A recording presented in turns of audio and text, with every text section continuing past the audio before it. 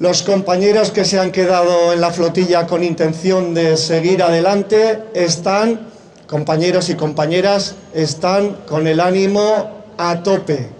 Seguiremos pues sus noticias, pero sobre todo, a los que les conocéis, a quienes están allá, sabed que están fuertes y con determinación.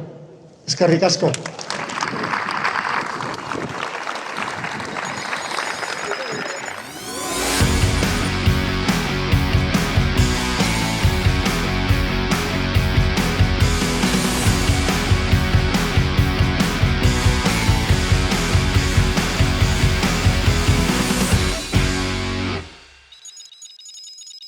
Flotillan parte hartu dut, hilabete pasa dut itsasoetan eta horrela. Hilabetean ez prestaketa lanetan lehendabizi eta gero itsasoan. Eta orain justo etorri berria naiz,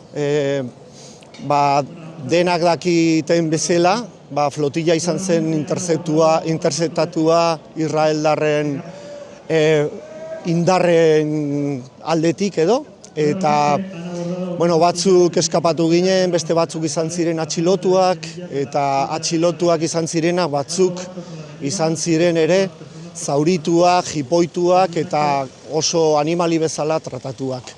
Bestalde, Saiz eta Tiago atera zuten Israeldarren barko hortatik, eta badakigu izan direla torturatuak.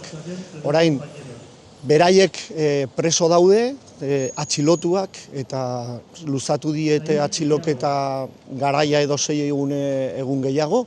Orduan 6 egun horietan bultzatu behar dugu ahalik eta gehiena libre gelditzeko. Eta hortaz aparte esan nahi dut, berriz ere flotillak abian jarriko dela, eta flotillan dauden nafarrak, euskaldunak eta oro har denak oso indartsu daude, eta segituko dute aurrera indar berrituekin. Así que Gazako runbora berriro, blokeo apurtzeko, ezartzeko korridore humanitario bat eta laguntza humanitarioa ara ailegatzeko asmoarekin.